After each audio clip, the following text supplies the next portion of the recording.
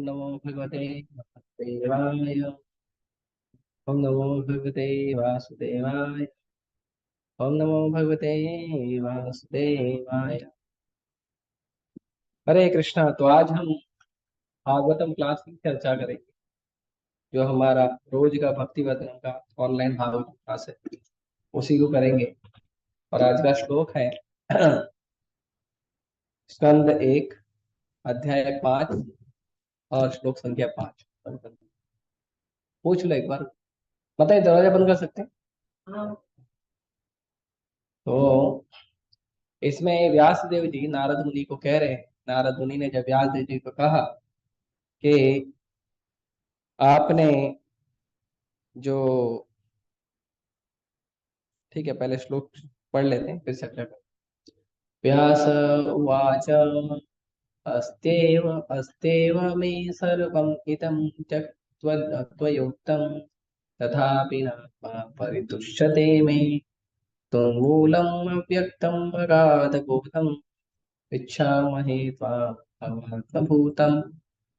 व्यास उवाच अस्त्येव मे सर्वमिदं त्वयोक्तं तथापि नात्मा परितुष्यते मे तन्मूलम् अव्यक्तम् अगाधबोधम् इच्छामहे त्वां भवात्मभूतम्। व्यास उवाच अस्त्येव मे सर्वमिदं त्वयोक्तं तथापि नात्मा परितुष्यते मे तन्मूलम् अव्यक्तम् अगाधबोधम् इच्छामहे त्वां भवात्मभूतम्। इसको निकाल दो, रिपीट कर दे दो भक्तों को। हाँ, ठीक है, आप लोग रिपीट करिए। खींचो।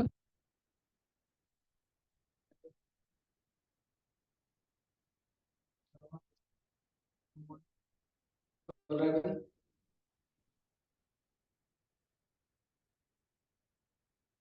नहीं बोल रहा? ठीक है, कंटिन्यू। शब्दार्थ अनुवाद होता है। हरे कृष्ण भक्ति अभिधान भक्ति वेदांत तो बात की है। ये तो दबा गया। दबाओ। ठीक है, मेरी आवाज आ रही तो ऐसे करो, ठीक है। देखो, हाँ, आवाज आ रही है तो पता चले। ऐसे करो। मेरा आवाज आ रहा है ऑनलाइन में? नवजोत प्रभु, आवाज आ रहा है मेरा? ऐसे करो। आपका आवाज सुनाई नहीं देगा। थम करो, थम। हाँ, तो उसमें दिखाएगा ना थम आगे। नवजोत प्रभु को कॉल करके मुझे आवाज आ रहा है, करो। शब्दार्थ है, आ रहा है ना? ठीक है। शब्दार्थ। व्यास, व्यास ने, वाच, कहा, अस्ति है, एव निश्चय ही में मेरा सर्वम समस्त इदम यह त्वया आपके द्वारा उत्तम कहा गया, तथापि फिर भी न, नहीं, आत्मा आत्मा परितुष्यते संतुष्ट करता है मैं मुझको, तथा जिसका मूलम जड़ अव्यक्तम अदृश्य अगाध बोधम अगाध ज्ञान वाला मनुष्य। पृच्छामहे, पूछता हूँ, त्वया, आपसे, आत्मभव उत्पन्न, स्वतः उत्पन्न, आत्मभूतम संतान। श्री व्यासदेव ने कहा, आपने मेरे विषय में जो कुछ कहा वह सब सही है। इन सब के बावजूद मैं संतुष्ट नहीं हूँ। अतएव मैं आपसे अपने असंतोष के मूल कारण के विषय में पूछ रहा हूँ, क्योंकि आप स्वयंभू बिना भौतिक माता पिता के उत्पन्न ब्रह्मा के संतान होने के कारण अगाध ज्ञान से युक्त व्यक्ति है। तात्पर्य, भौतिक जगत में प्रत्येक व्यक्ति शरीर या मन की पहचान आत्मा के साथ करता है। इस तरह भौतिक जगत का सारा ज्ञान या तो शरीर से या मन से संबंधित होता है, और यही समस्त विषादों का मूल कारण है। इसका सदा ही पता नहीं चल पाता, भले ही कोई भौतिकवादी ज्ञान का कितना ही बड़ा पंडित क्यों न हो। अतः ऐसे विषादों के मूल कारण के निराकरण के लिए नारद जैसे पुरुष के पास पहुंचना अच्छा रहता है। नारद के पास क्यों जाया जाए, इसकी व्याख्या आगे की गई है। ठीक है।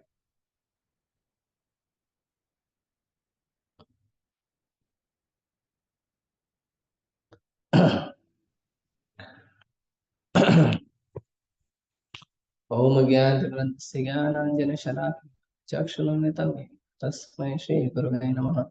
श्रीचैतन्यमनोभीष्टं स्थापितं येन भूतले स्वयं रूपा कदा ददाति स्वपदान्तिकं। वन्देऽहं श्रीगुरुं श्रीयुतान्तिकं श्रीगुरुं वैष्णवांश श्रीरूपं साग्रजातं सगणनाथान्वितं तं सजीवं साद्वैतं सावधूतं परिजनसहितं कृष्णचैतन्यदेवं श्रीराधा कृष्णपादां सहगणा ललिता श्रीविशाखान्तां च नमो विष्णुपादाय कृष्णपृष्ठाय भूतले श्रीमते भक्ति वेदांत स्वामी नित्यानंद नमस्ते सारस्वते देवी गौरवाणी प्रचारिणे निर्विशेष शून्यवादी पाश्चात्य देशताय नमो विष्णुपादाय कृष्णपृष्ठाय भूतले श्रीमते भक्ति सिद्धांत सरस्वती नाम श्रीवार्षभानवी देवी दैताय कृपाब्धये कृष्ण संबंध विज्ञान दायिनी भवै माधुर्य उज्ज्वल प्रेमाण श्री रूपानुगा भक्तिदा श्री गौर करुणाशक्ति विग्रहाय नमस्ते नमस्ते दीनतारणे श्रीमृतये दीनतारणे गौर रूपानुगा विरुद्धाप सिद्धांत द्वांतने नमो गौर किशोराय साक्षात् वैराग्यमूर्तये विप्रलम्ब रसामूर्ते पादाम्बुजायते नमो भक्ति विनोदाय सच्चिदानंदनाम्ने गौर शक्ति स्वरूपाय रूपानुगमनायते गौराविर्भाव में संविदिष्टा सज्जन प्रिय वैष्णव सार श्री जगन्नाथाय पांचाकल्पतरुभ्यश्च कृपा सिन्धुभ्येव च पतितानां पावनेभ्यो वैष्णवेभ्यो नमो महाप्रसादाय कृष्णमेवदायते कृष्णाय कृष्ण चैतन्य नाम्ने गौतुषे पंचतत्वात्मकं कृष्णं भक्तरूपस्वरूपं भगवताख्यं शक्तिकम् हे कृष्ण करुणा सिन्धु दीनबन्धु जगत्पते गोपेश कविराज राधा जयतां सुरतरो पंगु गति मत्सर्वस्य पादं राधा दिव्यवृंदारण्य कल्पमाधव श्रीमद्रत्नागार सिंहासनस्थो श्रीमद् राधा श्रीरघुविद्ये प्रेष्ठालवि सेवमानुस्मरामि श्रीमान् रासरसारं देवं शिवट्टटिस्थितः कर्षणेन गोपीनाथाय श्रीस्तुना तप्तकाञ्चन गौराङ्गी राधे वृन्दावनेश्वरी वृषभानुसुते देवी प्रणमामि हरि वाञ्छाकल्पतरुभ्यश्च कृपा सिन्धुभ्येव च पतितानां पावनेभ्यो वैष्णवेभ्यो नमः। जय श्री कृष्ण चैतन्य प्रभु नित्यानंद श्री अद्वैत शिवासादि गौर हरे कृष्णा कृष्णा कृष्णा हरे हरे राम राम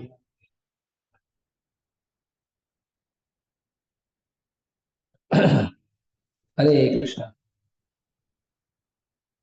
तो ये जो पांचवा अध्याय शुरू हुआ है इसमें सुत गोस्वामी कहते हैं कि जब नारद मुनि जो कौन है देव ऋषि का मतलब है कि जो देवताओं में ऋषि हैं। नारद मुनि भगवान के अवतार हैं और देवताओं में ऋषि भी हैं। मतलब देवता लोग जो जिनको अच्छे कर्मों के कारण पुण्यों के कारण जिनको देवता का शरीर मिलता है, नारद मुनि ऐसे नहीं है। नारद मुनि क्या है? साधु, साधारण व्यक्ति नहीं है। तो कहते हैं जब वो आए तो उनको पहले तो आते ही पहले नारद मुनि को क्या किया? व्यासदेव ने उनको सबसे पहले अच्छी तरह से बिठाया, अच्छी तरह से उनको जैसे ठीक से आसन देकर अच्छे से बिठाया जैसे गुरु को बिठाया जाता है। और मुस्कुराते हुए मंद मंद उनको स्निग्ध उनकी जो मुस्कान है वो करते हुए उन्होंने उन्होंने जो अ, वेद व्यास जी है, वेद व्यास जी कौन है? ब्रह्म ऋषि। तो नारद मुनि देव ऋषि हैं और वेद व्यास जी ब्रह्म ऋषि हैं। तो ये ब्राह्मणों में ऋषि है, ब्राह्मणों में साधु है। तो वेद व्यास जी को उन्होंने हंसते हुए मुस्कुराते हुए नारद मुनि ने बोला। तो नारद मुनि को वे क्या कहा? नारद मुनि ने वेद व्यास जी को क्या कहा? तो नारद मुनि ने वेद व्यास जी को हंसते हुए कहा कि आप पाराशर के पुत्र हो। पराशर पुत्र मतलब कि नारद मुनि ने क्या कहा वेद व्यास जी को कि आप तो इतने महान संत के बेटे हो। हाँ, पराशर पराशर मुनि जो है बहुत महान मुनि है, उनके बेटे हो।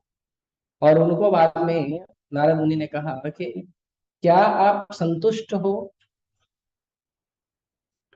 क्या आप संतुष्ट हो कि आपने जो मन और शरीर है मन और शरीर को आत्मा से आपने जोड़ा दिया जो है, मतलब हमारी जो आत्मा है, या हम जो आत्मा के आत्मा है, आत्मा को, मतलब आत्मा को मन और शरीर के रूप में तुमने जो वर्णन किया है, क्या उस वर्णन को करके आप संतुष्ट हो जो आत्म साक्षात्कार के रास्ते पे चल रहा है? एक प्रश्न ये पूछा। उसके बाद नारद मुनि ने उनको बताया कि उनका जितना भी अध्ययन है या जितना भी वेद व्यास जी ने लिखा है उसका क्या लिखा है। तो वेद व्यास जी को नारद मुनि कहते हैं कि आपने जितनी भी चीजें लिखी है या जितनी भी चीजें आपने वर्णन की है वो कैसी है, वो बहुत अच्छे से आपने किया है, उसमें कोई कमी नहीं है, गलती नहीं है, और उसको बहुत सुंदर तरीके से तुमने प्रस्तुत किया है। महाभारत लिखा है जिसमें बहुत सारे वैदिक चीजों का वर्णन बहुत विस्तृत रूप में किया गया है। और फिर आगे कहते हैं, और फिर आपने क्या किया है, बहुत अच्छे से जो अ, ब्राह्मण है, जो अव्यक्त अव्यक्त ब्राह्मण, मतलब जो ब्रह्म ज्योति है, उसके बारे में भी तुमने बहुत अच्छे से वर्णन किया है। लेकिन इतना सब कुछ करने के बाद भी आपको क्यों अधूरा लग रहा है मेरे प्रभु? है ना, ऐसे पूछा उन्होंने कि मेरे प्रभु, बहुत सुंदर इसका श्लोक भी है। हाँ, इव प्रभु। हाँ, कहते हैं, जिज्ञासितम अधीतम च यत् ब्रह्म सनातन तथापि शोचयास्याम आत्मान कृतार्थ इव प्रभु। तो बोलते हैं, हे प्रभु, आप इतना अच्छे से वर्णन करने के बाद, आपने वेदों का वर्णन किया, आपने ब्रह्म ज्योति का वर्णन किया, आपने सब कुछ वर्णन किया, और सब वर्णन करने के बाद भी क्या हो गया है कि आप अभी भी अधूरा महसूस कर रहे हो। आपको अभी भी ऐसा लग रहा है, इतना आपने अच्छा काम किया है, इतना अच्छा काम करने के बाद आपको अधूरा कैसे महसूस?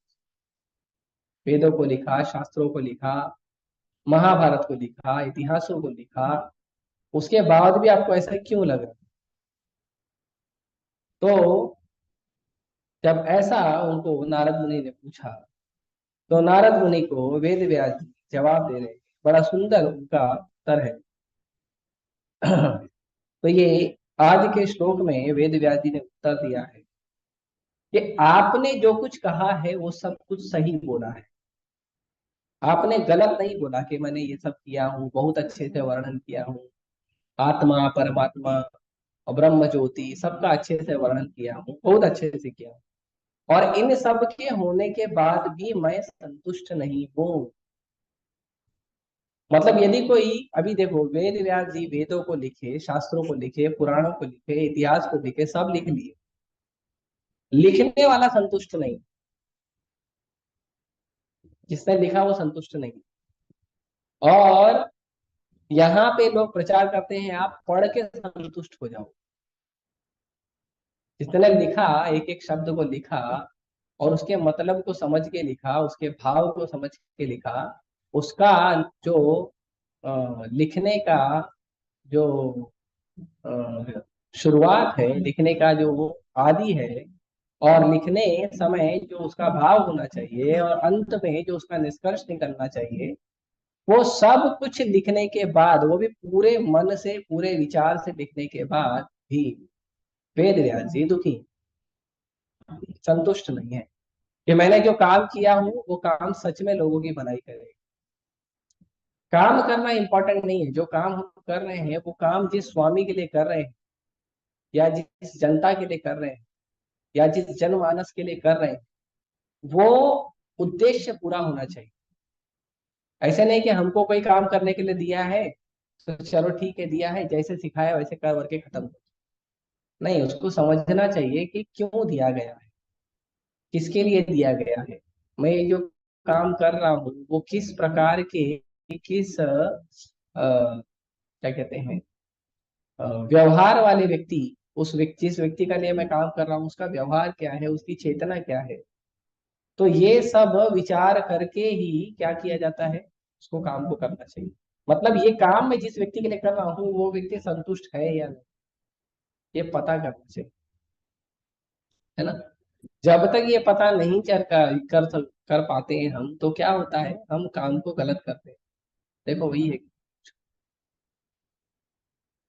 तो जब तक हम वो नहीं कर पाते हैं, तब तक क्या होता है, तब तक हम चीजों को गलत रूप से समझते हैं। तो यहाँ पे जो वेद व्यास जी हैं, वो बता रहे हैं कि मैंने इतना सब कुछ लिखा, सब कुछ किया, लेकिन अभी भी मैं संतुष्ट नहीं हूँ। इसके लिए कह रहे हैं, इसीलिए मैं आपसे प्रश्न पूछ रहा हूँ कि मेरे असंतुष्टि का क्या कारण है। और वेद व्यास जी पूछ रहे हैं अपने गुरु से। वेद व्यास जी हालांकि इस निष्कर्ष पर पहुंच गए थे कि मैंने जो कार्य किया है उसमें मैंने भगवान की लीलाओं का विशेष वर्णन नहीं किया, ये निष्कर्ष पे पहुंच गए थे। लेकिन फिर भी जब गुरु आए हैं, तो गुरु के चरणों में वेद व्यास जी क्या कर रहे हैं, इस बात को एकदम सीधे सीधे रख रहे हैं कि हे गुरु महाराज, मैंने जो भी चीज की है, सही की है गलत की है, ये आपको पता है। और आपको पता है, इसीलिए आप क्या कर रहे हो, आप इन चीजों को जानते हो। और इन चीजों को जानने के बाद आप क्या कर रहे हो, आप इन चीजों को अच्छे से बता रहे हो। और इन चीजों को अच्छे से बता के आप क्या कर रहे हो, आपको ये सबका निष्कर्ष पता है। और निष्कर्ष पता होने के बाद आप ही मुझे बताइए कि मेरे इस असंतुष्टि का क्या कारण है। तो वेद व्यास जी सारा वेद पुराण लिखे, सारा वेद पुराण शास्त्र लिखे, और लिखने के बाद भी संतुष्ट नहीं, लिखने के बाद भी वो संतुष्ट नहीं है। तो आगे कहते हैं इसीलिए वो अपने गुरु से पूछ रहे हैं।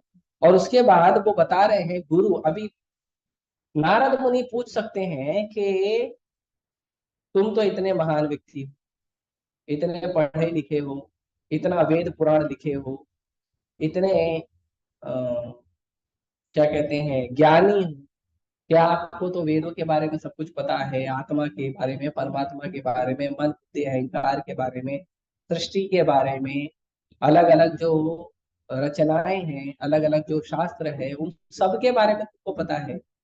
और मैं तो एक साधारण सा भक्त हूँ, तो मुझसे क्यों पूछ रहे हो। तो पहली बात तो क्यों पूछ रहे हैं, क्योंकि नारद मुनि कौन है, गुरु है। गुरु कैसे भी हो, गुरु जो है बहुत शक्तिशाली होते हैं। क्योंकि गुरु को जो ज्ञान है वो गुरु परंपरा से प्राप्त होता है। अ, भक्ति सिद्धांत सरस्वती ठाकुर महाराज जो है, वो बहुत बड़े ज्ञानी थे। भक्ति सिद्धांत महाराज को बहुत सारी भाषाएं आती थी।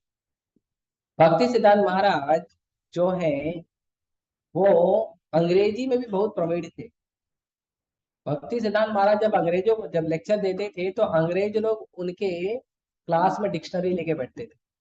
उनका अंग्रेजी इतना परफेक्ट था कि अंग्रेज लोगों को भी लेक्चर सुनना है तो डिक्शनरी लेके बैठते थे कि ये इतना परफेक्ट वर्ड बोला तो उसका मतलब क्या है। तो इतने परफेक्शन थे उनके पास। उसके बाद उनको संस्कृत अच्छे से आता था। भक्ति सिद्धांत महाराज ने सूर्य सिद्धांत लिखा, जो सूर्य के बारे में पूरा जो गणना है वो लिखा। तो हर चीज का उनको ज्ञान था।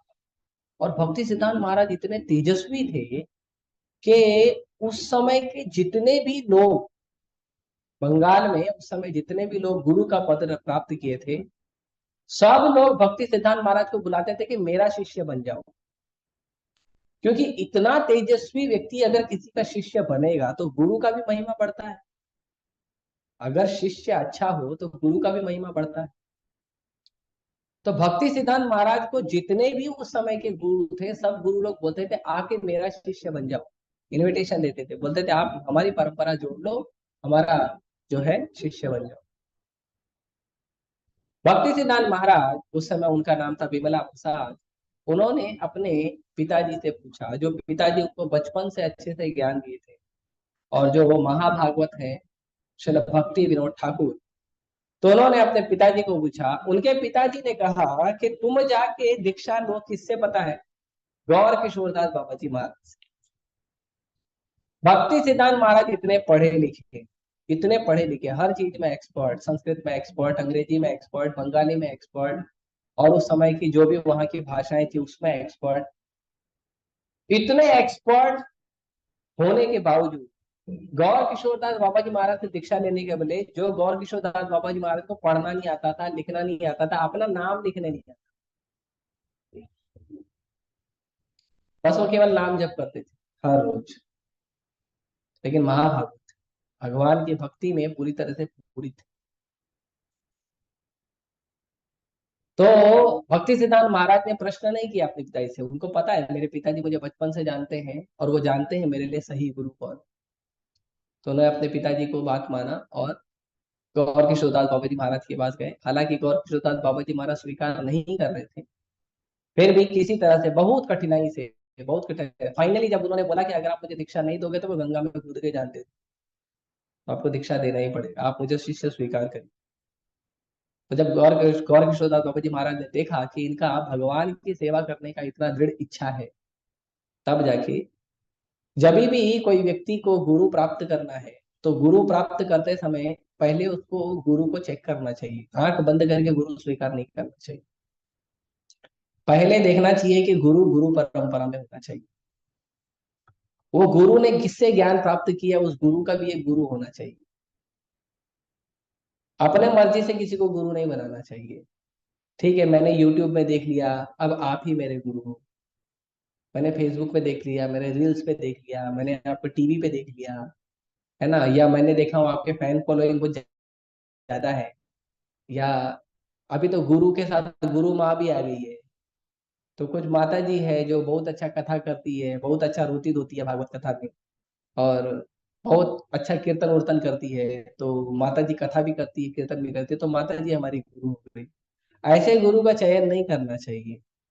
गुरु फैशन नहीं है, गुरु फैशन नहीं। प्रभुपाद जी बोलते हैं जैसे विदेशों में उस समय फैशन होता है, जैसे भारत में आजकल फैशन हो गया है कि वो कुत्ता पालना, है ना, तो लोग कुत्ता पाल लेते हैं। तो प्रभुपाद जी बोलते थे ऐसे ऐसे आप गुरु मत पालो, गुरु को फैशन के रूप में मत करो। गुरु कौन है? गुरु ब्रह्म ज्ञानी। गुरु जो है भगवान का शुद्ध भक्त होना चाहिए। गुरु गुरु परंपरा का पालन करने वाला होना चाहिए। गुरु का एक ही उद्देश्य होना चाहिए कि शिष्य को भगवान से जोड़े, और दूसरा गुरु का काम नहीं होना चाहिए। ये नहीं कि मैंने जिस शिष्य को बनाया वो अच्छा डोनेशन देता है, या अच्छा पढ़ाई लिखाई करता है, या अच्छा प्रचार करता है, या सुंदर दिखता है, तो इसीलिए शिष्य बना लिया। या गुरु को इसीलिए बना दिया कि गुरु बहुत पैसे वाला है, या गुरु जो है अमेरिका जापान का गुरु है। जैसे इस्कॉन में आप देखोगे बहुत सारे विदेशी गुरु भी है जो विदेश की धरती पे जन्म लिए हैं, अब इस्कॉन में प्रचार कर रहे हैं। तो इसीलिए हम गुरु बना रहे हैं क्योंकि गुरु जो है वो विदेशी है, या गुरु जो है वो क्या कहते हैं, अच्छा कीर्तन करते हैं या अच्छा लेक्चर देते हैं, इसलिए नहीं बनाना चाहिए। तो गुरु के पास जाना चाहिए, गुरु के पास समर्पित करना चाहिए। गुरु आपको चेक करेंगे, आपके बारे में चेक करेंगे, और आपको भी गुरु से बात करना चाहिए। जब आप इस चीजों में पूरी तरह से संतुष्ट हो कि ये गुरु मुझे भगवान से मिलाएंगे, ये गुरु मुझे भगवान का ज्ञान देंगे, ये गुरु मुझे भगवान से जोड़ेंगे, गुरु परंपरा से जोड़ेंगे, और भगवत भक्ति में भगवान की भक्ति करने के लिए मुझे सहायता करेंगे, पैसा देने के लिए, विदेश घुमाने के लिए नहीं। तो जब ये चीज कंफर्म होती है तब किसी को गुरु बनाना चाहिए। गुरु कोई सस्ती चीज नहीं है। एक बार देख लिया यूट्यूब में या फेसबुक पे देख लिया या टीवी चैनल पे देख लिया या पोस्टर देख लिया, बहुत फेमस गुरु है तो इसीलिए हमने गुरु बना लिया। गुरु इतने सस्ते नहीं होते हैं। गुरु कौन होते हैं? ब्रह्मदर्शिना। ब्रह्म मतलब परम पुरुष, पूर्ण पुरुष भगवान का दर्शन करते हैं। गुरु कौन होते हैं? तो भगवान कहते हैं ज्ञानी न तत्वदर्शिना, कि वो ज्ञानी भी होते हैं और तत्वदर्शी भी होते हैं। उन्होंने भगवान को एज इट इज समझा है, भगवान को अपने मन के शब्दों के विचार से नहीं समझा है। गुरु ने भगवान को कैसा समझा है? जैसे भगवान है। ऐसे नहीं, गुरु को लगता है कि मेरे हिसाब से शिव जी भगवान है, कुछ गुरु बोलेंगे नहीं मेरे हिसाब से गणेश जी भगवान है, कुछ बोलेंगे कृष्ण भगवान है, कुछ बोलेंगे विष्णु भगवान है, कुछ बोलेंगे राम भगवान है, कुछ बोलेंगे कृष्ण भगवान है। तो ऐसे भेद करने वाले गुरु नहीं। गुरु मतलब जो भगवान को एक्चुअली जानता है कि भगवान कौन है, और शास्त्रों से उसको प्रमाणित करके गुरु जो है वो सिखा सकता है, और सही ज्ञान देने वाला चाहिए। ये नहीं कि शास्त्र में श्लोक कुछ और पढ़ा है और ज्ञान कुछ और दे रहा है। जैसे भगवत गीता पढ़ के लोग मोटिवेशन लेक्चर देने लग जाते हैं।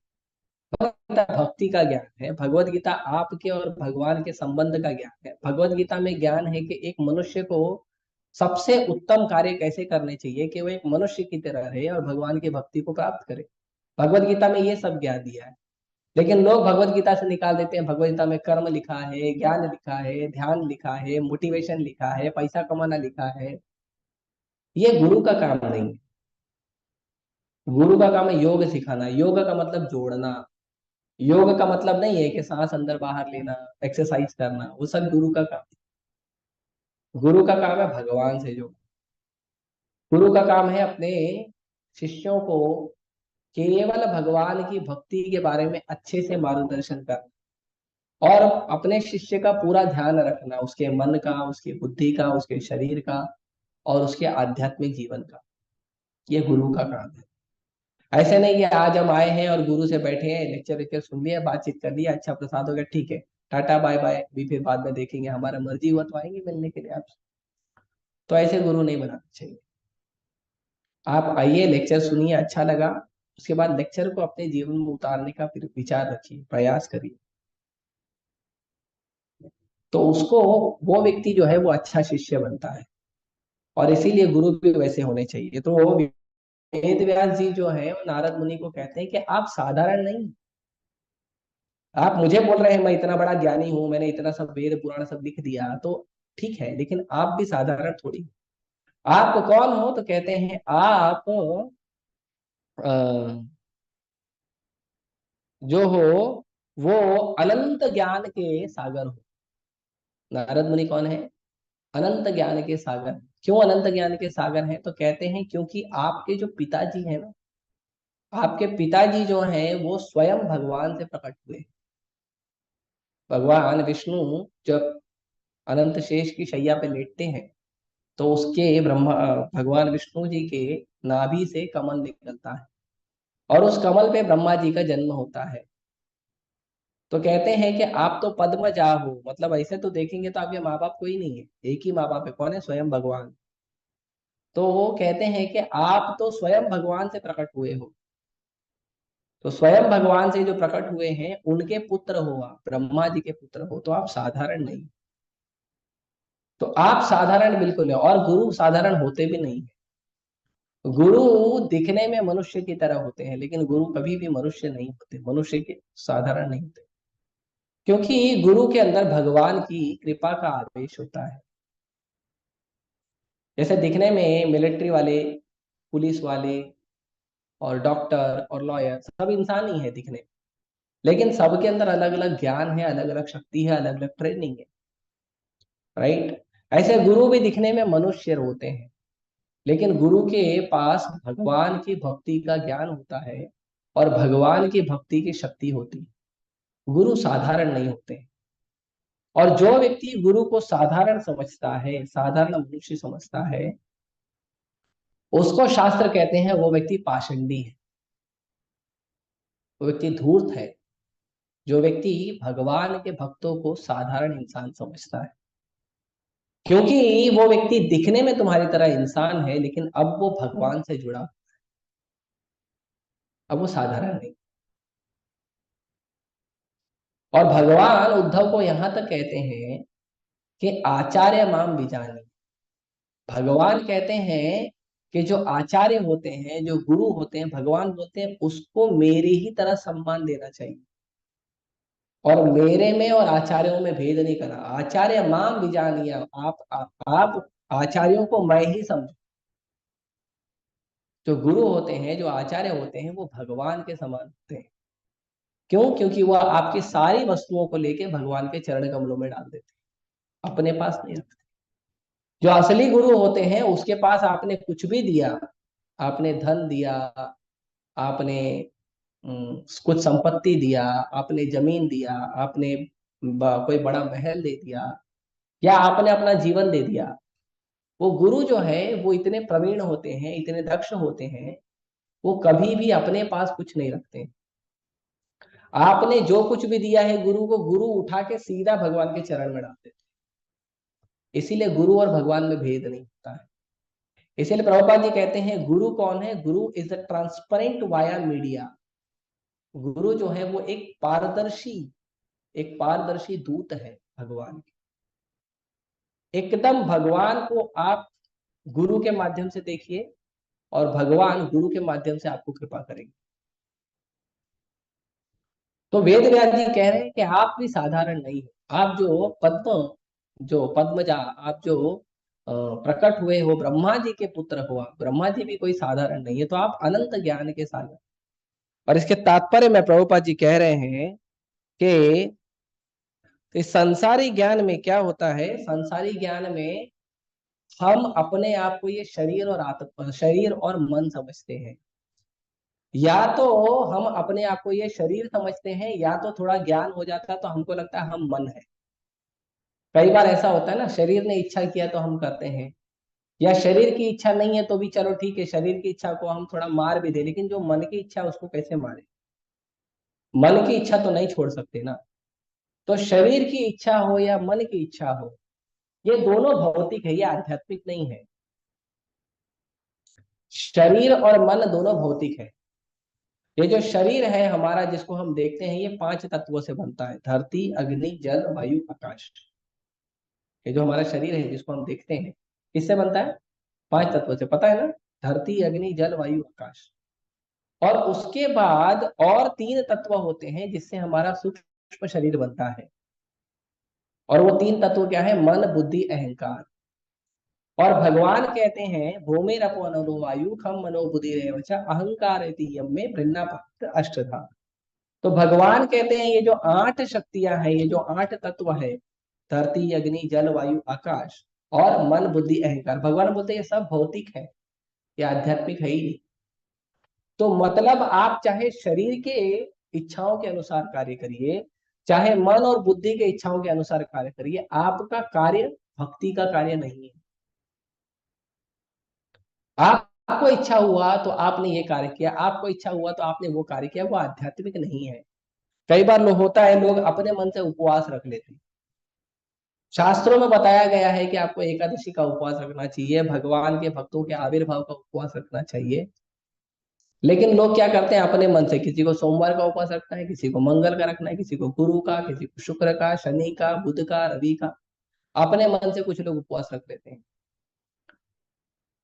कुछ लोग उपवास रख लेते हैं, भूखा रह लेते हैं खाली अपनी जिद बनाने के लिए, है ना। कुछ लोग आवरण अनशन करते हैं, है ना, सरकार हमारी मांगे पूरी नहीं करेगी तब तक हम भूखा रहेंगे।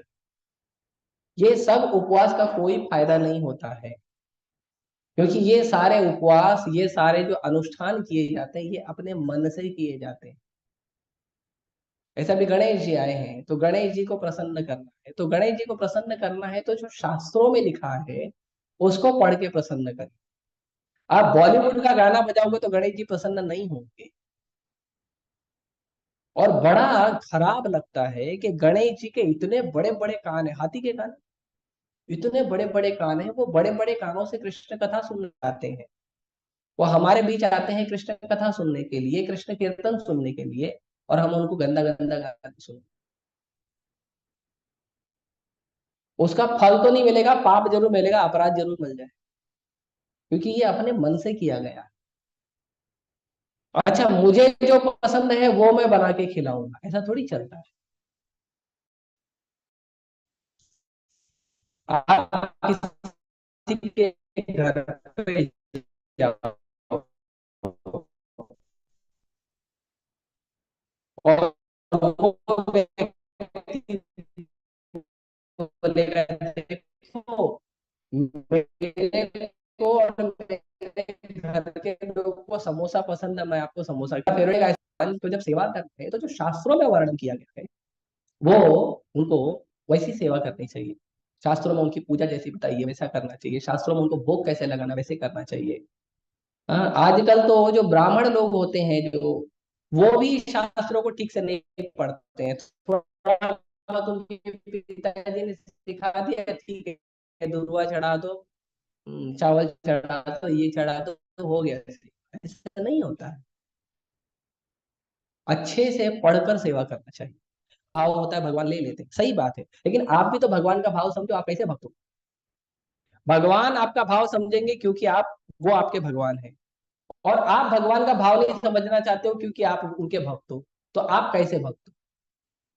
भगवान तो फर्स्ट क्लास है क्योंकि वो आपका भाव समझने के लिए तैयार है, तो आप क्यों थर्ड क्लास भक्त बन रहे हो? भगवान का भाव नहीं जानना चाहते हो, ये नहीं जानना चाहते कि मेरे भगवान को क्या पसंद है। जैसे शास्त्रों में वर्णन है गणेश जी के बारे में, गजाननम भूत गणादि सेवतम कपीथ जम्बू फल चारु भक्षणम। तो वर्णन है गजाननम भूत गणादि सेवितम। तो गजानन जो गणेश जी हैं वो कैसे हैं पता है उनको? जो संसार के हर जीव उनकी पूजा करता है, मनुष्यों का, पशु पक्षियों का तो बात ही छोड़ दो, उनको जो भूत प्रेत पिशाच है वो भी उनकी पूजा करते हैं। भूत गणादि सेवितम, और गण आदि मतलब देवी है देवता है, सब उनकी पूजा करते हैं। हाँ, जितने भी मुनि हैं, अतल वितल सुतल तलातल रसातल, जितने भी देवी देवता है, जितने भी अप्सरा गंधर्व है, सब पूजा करते हैं। विद्याधर है, सब गणेश जी की पूजा करते हैं। और गणेश जी को क्या फेवरेट है तो कहते हैं कपीथ जम्बू फल चारु भक्षणम। उनको बहुत प्रिय है कौन सा? दो फल, पता है कौन सा? कपीथ मतलब जो बेल का फल होता है, बेल का पत्ता शिव जी को चढ़ाओ, फल गणेश जी को खिलाना चाहिए। और जम्बू मतलब जामुन। आप मुझे बताओ कौन से गणेश जी को ये लोग चढ़ाते हैं? 10 दिन 11 दिन सेवा करते हैं, कोई चढ़ाता है उनको बेल का फल, बेल का मुरब्बा, बेल का अचार, कुछ जो भी बेल का बनता है, कोई चढ़ाता है? बेल का जूस ही चढ़ा दो, इतना स्वादिष्ट बनता है, कोई नहीं चढ़ा।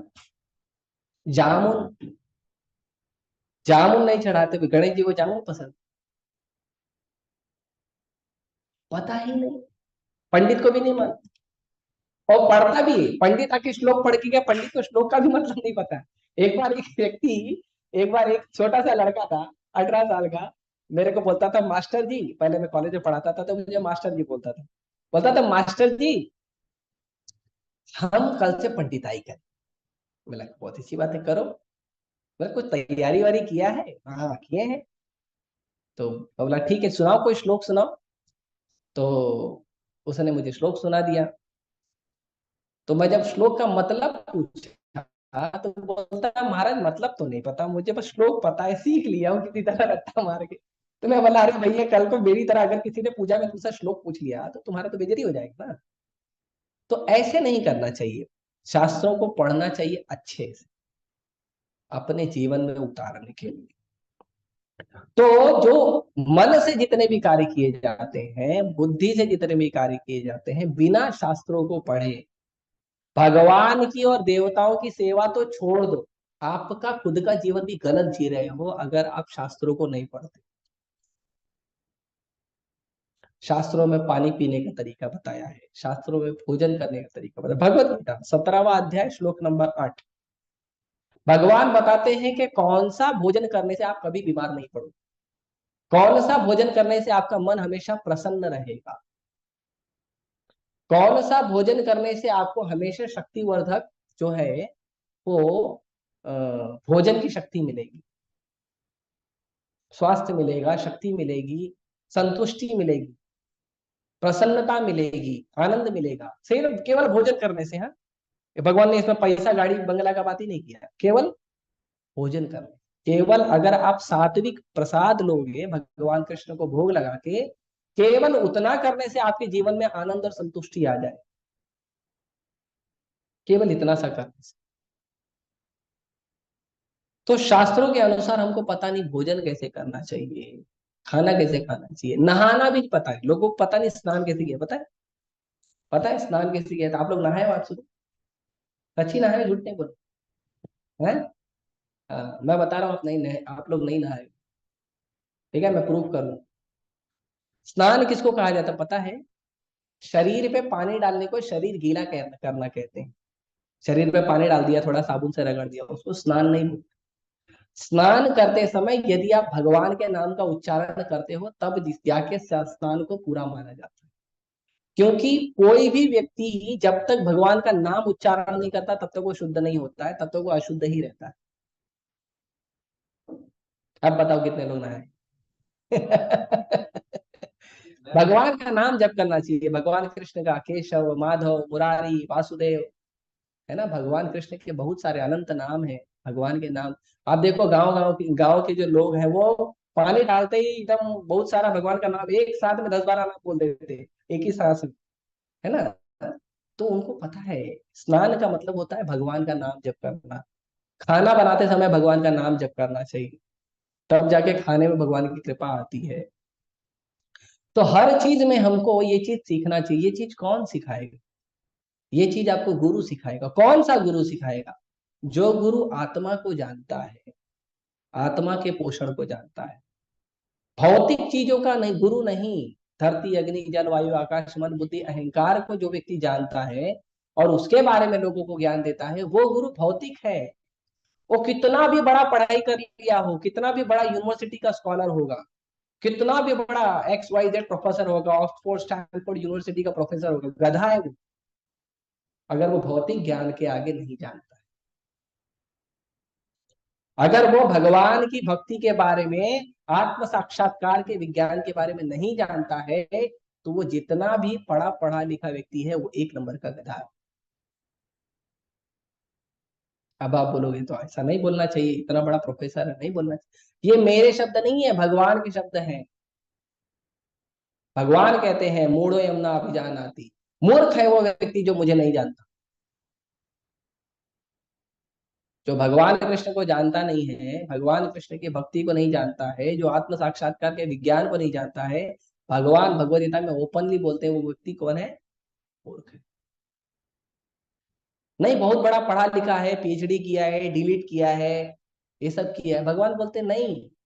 भगवान ने क्या पैरामीटर दिया है, माप, क्या माप दिया है? जो भगवान को जानता है, भगवान की भक्ति को जानता है, वही बुद्धिमान। बाकी कोई बुद्धिमान नहीं। संसार में बुद्धिमान लोग नहीं घूम रहे।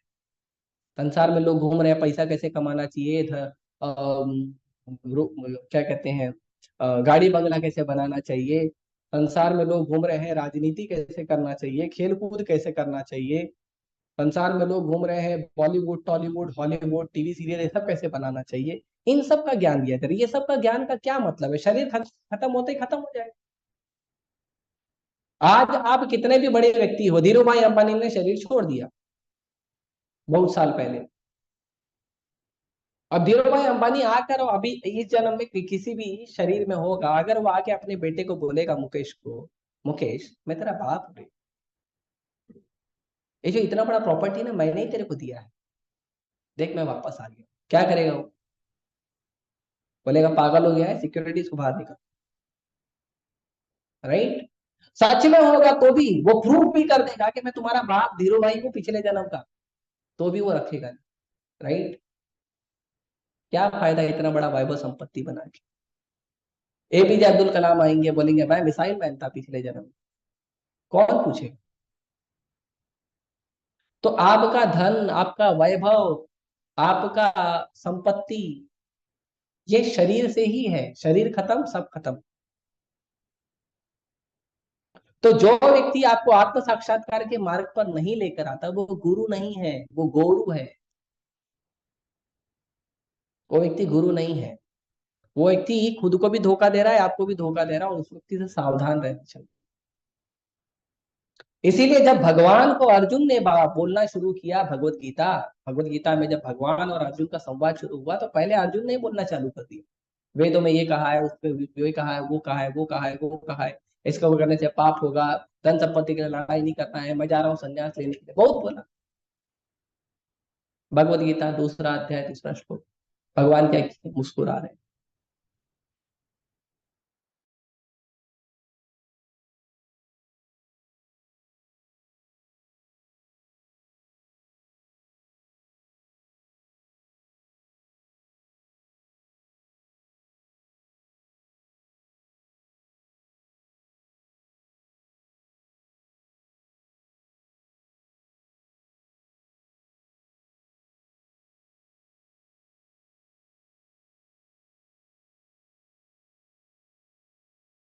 बोले भगवान।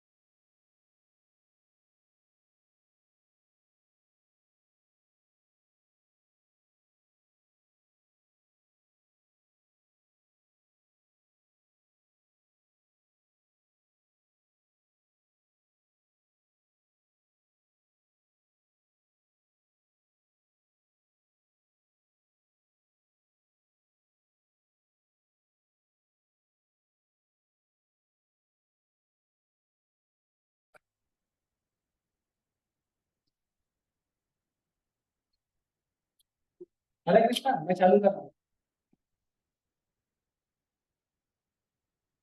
पीछे वाला करते हैं, क्या ना? रुको। जल्दी ले लो। आपका इंटरनेट भी है। अरे यूज करने से नहीं होता है, कनेक्शन से भी तो होता है ना। ठीक है, ये लगाओ। पिन लगाओ पहले। पिन लगाए भाई। अच्छे से दबा के लगाओ। आवाज, भक्तों को पूछा आवाज आ रहा है? आवाज आ रहा है मेरा ऑनलाइन पे? Yes bro. पार्थ है कनेक्शन में? पार्थ को कॉल करके पूछो। हाँ आ रहा है, ठीक, ओके। तो अर्जुन ने बहुत सारा ज्ञान दिया भगवान को, और ज्ञान देके रोने लग गया। रोने ही नहीं लगा, अर्जुन की हालत क्या हुई पता है? अर्जुन की त्वचा जलने लगी, उसके रोंगटे खड़े हो गए, और अर्जुन कांप रहा था। इतना कंफ्यूज हो गया। आप कभी इतना कंफ्यूज हो लाइफ में? नहीं, कभी नहीं हुआ? हुए हो? थोड़ा हुआ है ना एकदम, 2-3% हुआ रहेगा, इतना थोड़ी हुआ रहेगा। एकदम रोंगटे खड़े हो गए, त्वचा जल रही है, कांप रहा है, रो रहा है पागलों की तरह। अर्जुन इतना कंफ्यूज हो गया। अभी कोई भक्त ऐसे पोजीशन में है तो भगवान को क्या करना चाहिए? भगवान को प्रेम से बात करना चाहिए। भगवान का पहला ही श्लोक, अशोचानन शोचस्व प्रज्ञावादांश भाषसे गतासु न गतासु शनान शोचन्ति पंडिता। अर्जुन, अशोचानन शोचस्व, जिस चीज के बारे में नहीं सोचना चाहिए उसके बारे में तुम सोच रहे, और प्रज्ञावादांश भाषसे, बड़ा ज्ञानी की तरह बात करने लग रहे हो। ज्ञानी क्या करता है? जिस चीज के बारे में सोच रहा है उसके बारे में सोचता है ना, जिसके बारे में नहीं सोचता उसको थोड़ी सोचता है। भगवान बोलते तुम तो उल्टा कर रहे हो, और उल्टा कर रहे हो, उल्टा बात बोल रहे हो, और ज्ञानी की तरफ बहुत बड़ बड़ के आगे आगे ज्ञानी की तरफ बोल रहे हो, बड़ा ज्ञान दे रहे हो मेरे को। कथा सोच नानु सोच पंडिता। जो जिंदा है, जो मर गया है, उसके बारे में ज्ञानी थोड़ी सोचते हैं। जो जिंदा है वो अपना जीवन जी रहा है, जो मर गया वो मर गया, खत्म ना उसका जीवन। तो ज्ञानी लोग उसके बारे में थोड़ी सोचते हैं। ज्ञानी लोग आत्मा की बात करते हैं, शरीर की बात नहीं करते। जो जी रहा है वो सुख में दुख में अपने कर्मों के कारण भोग रहा है, और जो मर गया उसका शरीर खत्म हो गया ना, उससे क्या लेना देना है हमें? फिर अर्जुन ने आर्गुमेंट चालू कर दी। देते देते देते फाइनली बोला, भगवान मेरे से नहीं होगा। आप जो बात बोल रहे हो ना मेरे पल्ले नहीं पड़ रही। तो भगवान बोले मैं क्या करूं? तो अर्जुन ने बोला, ऐसे बात करेंगे ना तो बात आगे नहीं बढ़ेगी। क्यों? क्योंकि भगवान और अर्जुन दोस्त थे ना, फ्रेंड, भाई भी थे, फ्रेंड भी थे। तो अर्जुन बोला फ्रेंडली टॉक काम नहीं करेगा। क्या काम करेगा? अर्जुन बोला आप मेरे गुरु बनिए, मैं आपका शिष्य बनूं। आप गुरु बन के मुझे ज्ञान देंगे तो जब मैं शिष्य के भाव से ज्ञान को लूंगा तब सही ज्ञान लूंगा। अब देखिए, स्वयं भगवान और अर्जुन दोनों फ्रेंड भी हैं, और फ्रेंड है तो गुरु बनाने की क्या जरूरत है? जब फ्रेंड को पूरा नॉलेज है तो ले लो ना फ्रेंड से, दिक्कत क्या है? नहीं, अर्जुन बोल रहा है शिष्य से हम शादी मानता हूं तो पढ़ना नहीं। फ्रेंडली टॉक काम नहीं आएगा, आपको गुरु बनना पड़ेगा, मैं शिष्य बनूंगा। जब तक मेरे अंदर शिष्य का भाव नहीं आएगा तब तक आपका दिया हुआ ज्ञान अंदर नहीं जाएगा।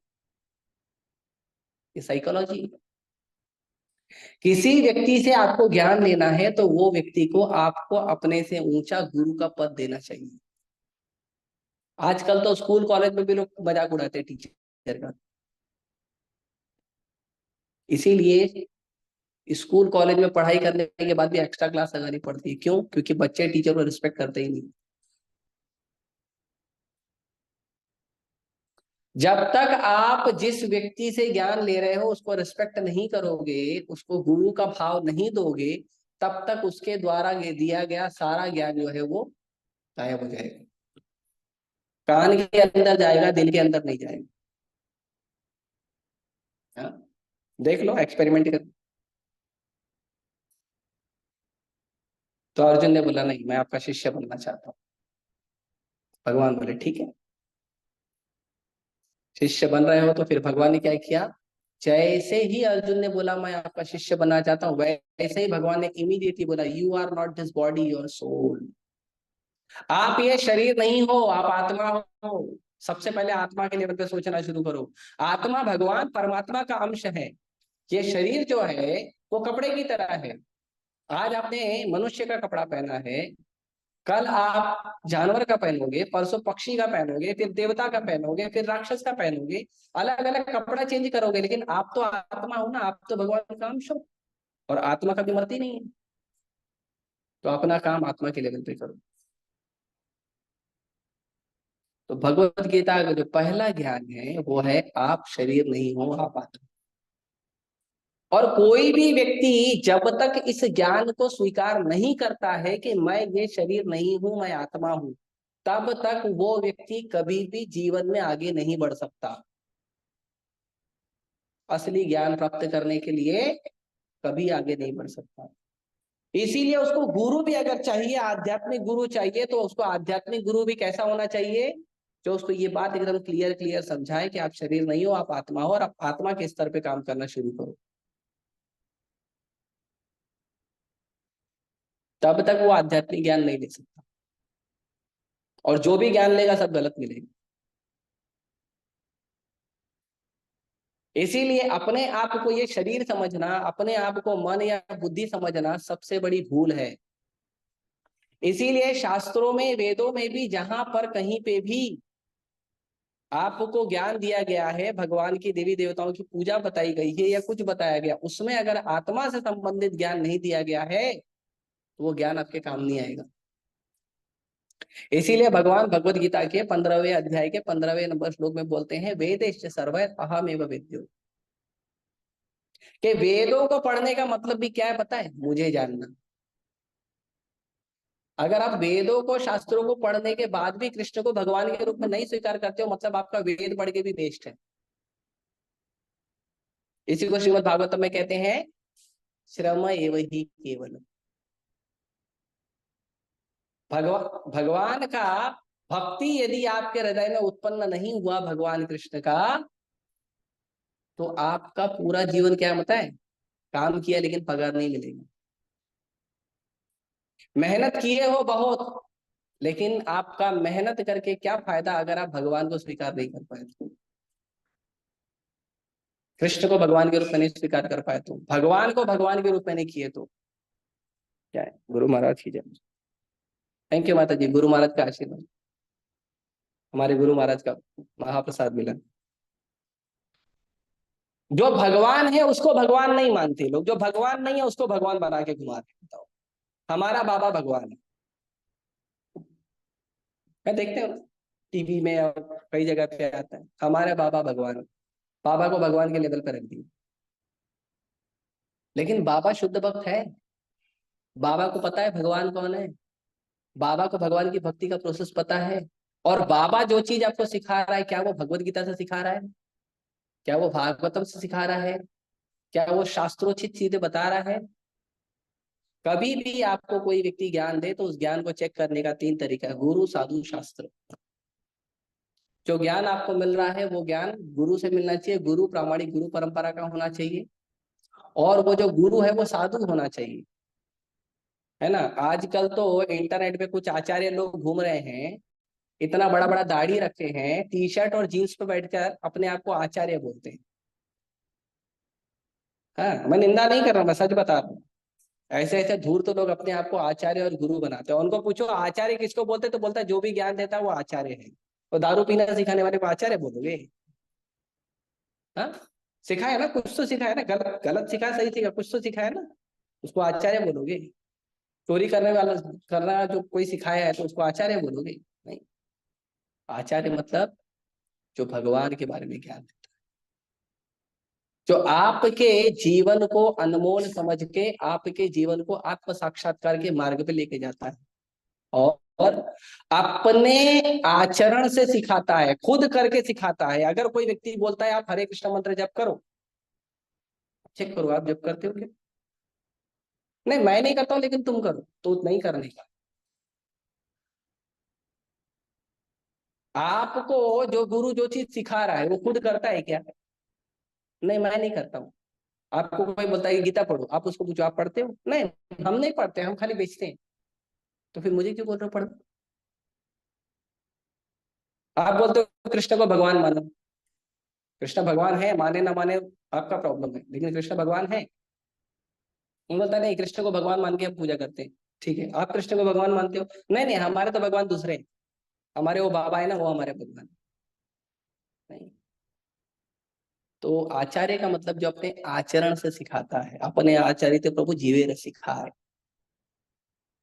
अपने आचरण से सिखाता है, खुद भगवान की भक्ति करके सिखाता है, खुद नाम जप करता है, खुद गीता पढ़ता है, खुद गीता पे लेक्चर देता है, अपने आचरण से सिखाता है। आपको बोलता है धोती कुर्ता पहनो, खुद शर्ट पैंट पे घूम रहा है, उसको थोड़ी आचार्य बोलोगे आप? नहीं, अपने आचरण से जो काम आपको सिखा रहा है गुरु, वो खुद भी करना चाहिए। ऐसे नहीं दूसरों को बोलता है गीता पढ़ो भागवत पढ़ो और आप उसके घर में जाके देखो तो कोई दूसरा नॉवेल बैठ के पढ़ रहा है, टीवी देख रहा है। वो गुरु नहीं है, वो चीटर है। दो शब्द है अंग्रेजी के, टीचर और चीटर। टीचर मतलब जो आपको ज्ञान देता है, सही मार्ग पर दिखेगा, और कौन सा ज्ञान देता है? जो खुद भी उसका पालन करना। और चीटर मतलब खुद पालन नहीं कर रहा, आपको बोलता है आप करो। तो ये चीजें बहुत समझने वाली है। इसीलिए वेद व्यास जी ने ऐसे गुरु को स्वीकार किया जो भगवान के प्रतिनिधि हैं। गुरु कौन होते हैं? भगवान के प्रतिनिधि। गुरु ज्ञान देते हैं, अपना ज्ञान नहीं देते हैं। गुरु कौन सा ज्ञान देते हैं? जो भगवान ने बोला उसको रिपीट करते हैं। इसीलिए प्रभुपाद जी कहते हैं पूरे दुनिया में एक ही गुरु है, कौन है? कृष्णम वंदे जगत गुरु। कौन गुरु है? केवल कृष्ण गुरु। और जो कृष्ण के शब्दों को रिपीट करता है वो गुरु है।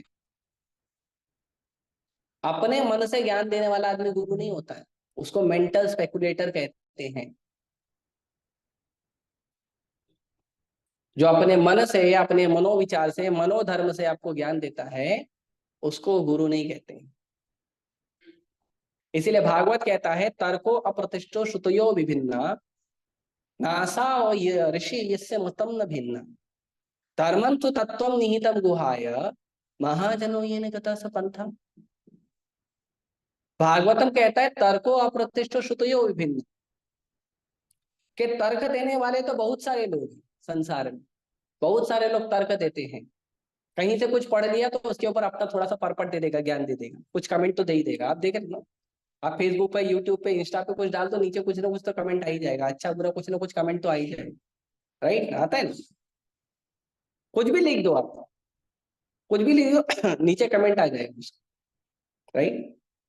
तो कहते हैं तर्क अप्रतिष्ठ श्रुतयो भिन्ना। ऐसे तो आप कितना तर्क करोगे और कितना लोग सुनेंगे। नासा ऋषि समतम भिन्ना। और कई सारे ऋषि होते हैं, उनको ऋषि तब तक नहीं माना जाता तब तक एक ऋषि का दूसरे ऋषि से मत जो अलग नहीं होना चाहिए। मतलब हर व्यक्ति का अपनी एक व्याख्या होनी चाहिए, हर व्यक्ति का अपना एक भाव होना चाहिए, तो वो ऋषि या मुनि कहलाया जाता है। मुनि मतलब मेंटल स्पेकुलेटर, मतलब शास्त्रों से कहीं कुछ पढ़ा उसके बाद अपने मन से कुछ बताएगा। तो फिर इतने सारे लोग हैं, सब लोग शास्त्र पढ़ेंगे, सब लोग अपने अपने मन से कुछ भी बताएंगे, तो हम फॉलो किसको करें? डाउट होएगा ना, फॉलो किसको करेंगे?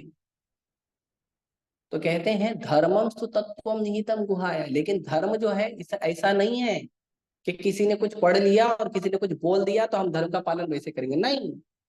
धर्म का तत्व है जो बहुत डीप है, निहितम गुहाया, बहुत गुह्य है। उसके लिए क्या करना चाहिए? उसके लिए महाजनो ये न कथा सपंथा, जो महाजन है, जो भक्ति के 12 अधिकारी है। पता है आपको भक्ति के 12 अधिकारी हैं? भगवान के ज्ञान के, आत्म साक्षात्कार के ज्ञान के 12 अधिकारी हैं, भगवान ने बनाया है। जो व्यक्ति इन 12 अधिकारी को फॉलो करता है उस व्यक्ति को फॉलो करो, और जो नहीं करता उसको तुरंत चौकड़ी लगा के हटा दो। तो कौन है ये 12 अधिकारी? स्वयंभू नारद शंभु कौमार कपिलो मनु प्रहलादो जनको भीष्म बलिर्वयासकी रयम। तो ये जो श्लोक है ये यमराज जी ने कहा था। यमराज जी ने कहा ये श्लोक। यमराज जी कहते हैं कौन है 12 अधिकारी? तो कहते हैं स्वयंभू नारद शंभु। स्वयंभू मतलब जो स्वयं भगवान से प्रकट हुए हैं, ब्रह्मा जी, है ना। 20वें श्लोक में आया है कि आप तो स्वयंभू हैं। ब्रह्मा जी को स्वयंभू बोला जाता है, स्वयं भगवान कृष्ण से प्रकट हुए। स्वयंभू नारद और ब्रह्मा जी के बेटे नारद मुनि, जिनको गुणगान अभी हो रहा है इस श्लोक में। स्वयंभू नारद और शंभु शिव जी। शिव जी भी महाजन है, महादेव भी है, महाजन भी है, भक्ति के अधिकारी है। कृष्ण भक्ति जिसको चाहिए शिव जी के चरण में जाओ तो कृष्ण भक्ति मिलेगा। हाँ, शिव जी वैष्णव में सर्वश्रेष्ठ है। तो स्वयंभू नारद शंभु कौमारो कपुलो मनु। नारद मुनि के और 4 भाई हैं, चतुर कुमार, सनक सनातन सनंदन और सनत कुमार।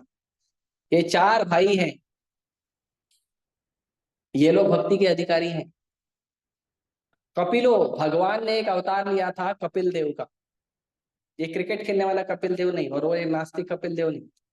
भगवान ने एक अवतार लिया था देवहूति नंदन कपिल देव, कपिल। उन्होंने सांख्य योग का दर्शन का लोगों को ज्ञान दिया था, जिसमें डिटेल में बताया है भगवान का भक्ति कैसा होता है। डिटेल में श्रीमद् भागवतम के 4थे स्कंद में आपको मिल जाएगा, तीसरे स्कंद में आपको मिल जाएगा। तो उसका पूरा डिटेल बताया है भगवान कपिल ने। तो भगवान कपिल भी भगवान है और भक्ति के अधिकारी भी। और मनु, ब्रह्मा जी के एक दिन में 12 घंटे में 14 मनु आते हैं। मनु कौन है? मनु मतलब मनुष्यों के पिता। मनु शब्द से ही मनुष्य आया है या मानव आया है, मनु शब्द से आया है। जितने भी मनु होते हैं वो मनुष्यों के पिता होते हैं, है ना। आजकल कुछ मनु मनु को गाली देने लगते हैं, महाराज मनु को गाली देते हैं, मनु गलत था, मनु संहिता गलत है। सब धूर्त लोग अपने बाप को गाली दे रहे। तो 14 मनु आते हैं, ये 14 के 14 मनु भगवान के भक्त होते हैं, इसके लिए उनको इतना बड़ा पोजीशन दिया जाता है। उसके बाद प्रहलादो जनको भीष्म, प्रहलाद महाराज, नरसिंहदेव के महान भक्त प्रहलाद महाराज। जनक महाराज, सीता मैया के पिताजी। भीष्मदेव, भीष्मदेव कौरवों की सेना में लड़ रहे थे लेकिन है भगवान के भक्त और महाजन। उसके बाद बलि, बलि महाराज, प्रहलाद महाराज के पुत्र विरोचन, विरोचन के पुत्र बलि। बलि महाराज जिससे भगवान ने वामन देव के रूप में 3 पग धरती लिया था, बलि महाराज वो महाजन। और व्यासकीर, व्यासकीर मतलब सुखदेव गोस्वामी, जो ये श्रीमद् भागवतम का वर्णन कर रहे हैं। सुखदेव गोस्वामी और परीक्षित महाराज से भागवतम का वर्णन होता है। और अयम, अयम मतलब मैं भी हूं, मैं भी एक महाजन हूं। तो कौन ये श्लोक बोल रहा है? ये श्लोक कौन बोला? ये श्लोक कौन बोला? पता है ना अभी शुरू में? ये श्लोक किसने बोला था? यमराज जी ने बोला। यमराज, मृत्यु के दंड देने वाले यमराज जी ने ये श्लोक बोला। तो यमराज जी भी एक महाजन, इसीलिए यमराज जी साधारण नहीं है। यमराज जी को दोष नहीं देना चाहिए कि ये गलत हो गया वो गलत हो गया, तुम्हारा कर्म, वो क्या करें। वो तो महाजन है, भगवान के शुद्ध भक्त है, वो तो वो क्या करेंगे। यमराज जी का 2 रूप है, एक है धर्मराज, एक है यमराज। जो व्यक्ति अच्छा काम करता है उसके लिए वो धर्मराज है, जो बुरा काम करता है उसके लिए यमराज। तो ये 12 भक्ति के अधिकारी हैं, 12 महाजन हैं, भक्ति के अधिकारी हैं। ये लोग का शिक्षा जो व्यक्ति पालन करता है उसी व्यक्ति को गुरु मानना चाहिए। और आप लोग को जान के खुशी होगी कि इस्कॉन में हम 12 के 12 महाजनों की शिक्षाओं का पालन करते हैं। इसीलिए गुरु ऐसा होना चाहिए। गुरु साधारण नहीं है, गुरु आपको भगवान का प्रिय बना देता है। गुरु साधारण नहीं होता है। इसीलिए ऐसे गुरु का हमें आश्रय लेना चाहिए जो हमें पता है कि हम ये शरीर नहीं है, हम आत्मा है, और आत्मा के स्तर पे काम करके आत्म साक्षात्कार की यात्रा पे आगे बढ़। नहीं, गुरु हमको कुछ जादू करके विभूति दे रहा है, थोड़ा जादू करके सोना दे दिया, थोड़ा गुरु वो जो पानी के ऊपर चल के दिखा दिया, थोड़ा गुरु हवा में उड़ के दिखा दिया, वो गुरु है? तो मैजिशियन है, जादूगर है, वो गुरु थोड़ी है। गुरु मतलब जो आपको कृष्ण से मिला दे, जिससे मिलने से आपके हृदय में भगवान के प्रति प्रेम उत्पन्न हो, वो गुरु है। अगर आप ऐसे व्यक्ति से मिले हो जिसको आप गुरु बोल रहे हो और भगवान के प्रति प्रेम उत्पन्न नहीं हुआ, खाली गुरु गुरु गुरु गुरु करते घूम रहे हो, गुरु थोड़ी है। नहीं, गुरु मतलब जो भगवान के चरणों में रति उत्पन्न करे, वो गुरु है। तो इसीलिए हमें ऐसे गुरु का आश्रय लेना चाहिए, और ऐसे गुरु का आश्रय जो है व्यासदेव जी, जो सारे वेदों के, पुराणों के, शास्त्रों के, इतिहास के रचयिता है, उन्होंने किया है। और ये जो भगवत गीता है, ये भगवत गीता भी वेद व्यास जी और गणेश जी के दोनों के सहयोग से हमें भगवत गीता मिली है। वेद व्यास जी ने भगवत गीता, अ, वेद व्यास जी ने कहा कि मुझे महाभारत लिखना है, महाभारत महाकाव्य है, तो उन्होंने कहा मुझे महाभारत लिखना है।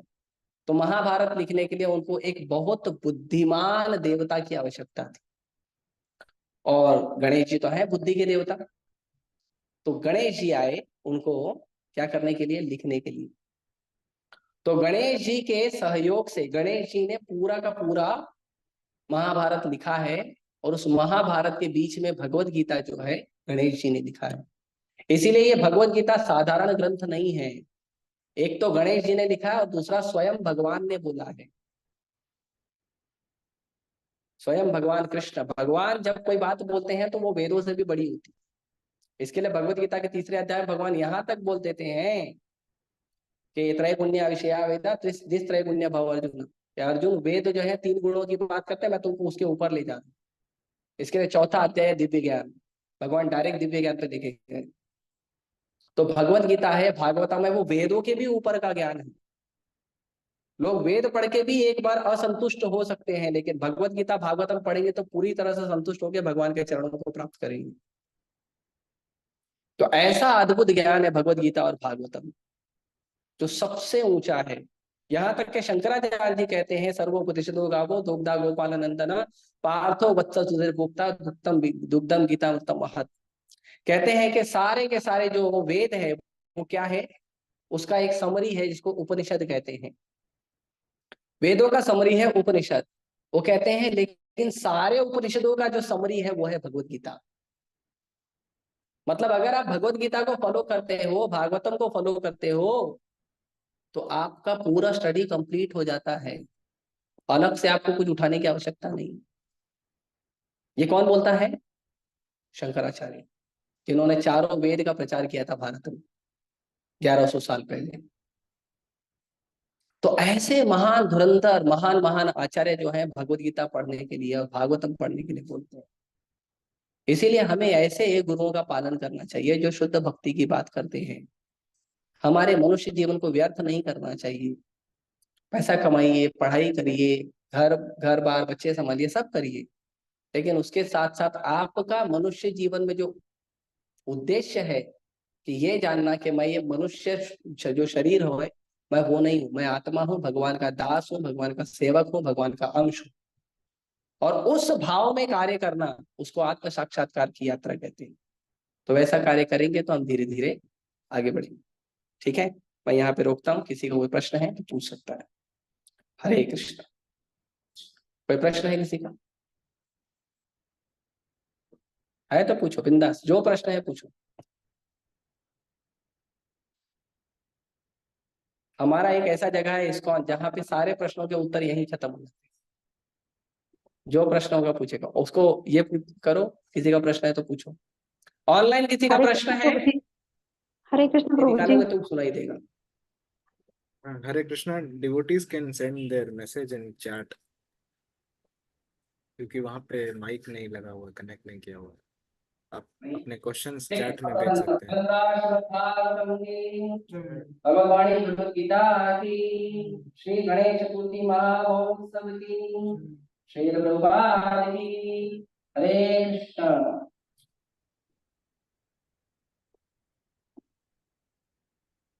आप लोग ऐसे ही आ गए क्या, इनविटेशन? ठीक है, जो किसी का डाउट रहेगा तो आप प्रभु जी से पर्सनली पूछ सकते हैं, क्योंकि वहाँ पे कुछ कम्युनिकेशन मीडियम प्रॉपर नहीं है, तो we can ask question personally.